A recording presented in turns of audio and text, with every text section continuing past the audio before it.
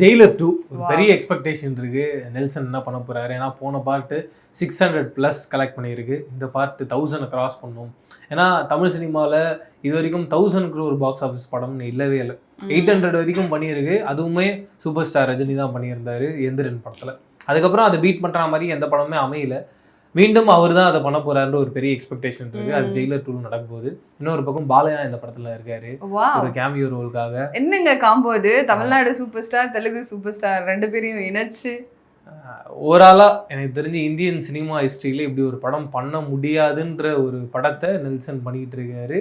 அது சூப்பர் ஸ்டாருடைய படமா அது இருக்க போகுது அப்படின்ற மாதிரி ஒரு பெரிய எக்ஸ்பெக்டேஷன். இதை தாண்டி நிறைய மலையாள ஆக்டர்ஸ் இந்த படத்துல இருக்காங்கன்ற மாதிரி ஒரு பெரிய லிஸ்ட் வந்து அதுல மிக முக்கியமாக மோகன்லால் சார் இருக்காரு, இப்போ வினீத் இருக்காரு, டேவிட் இருக்காரு, சுனில் இருக்காரு, கோட்டயம் நாசர் இருக்காரு, ரேஷ்மா ராஜன் இருக்காங்க, சுஜித் இருக்காரு அண்ட் சுராஜ் இருக்காரு. இவங்க எல்லாருமே இந்த படத்துல மிக முக்கியமான கேரக்டர்ஸ் பண்றாங்கன்னா எனக்கு தெரிஞ்சு நீங்க யோசிச்சு பாருங்க.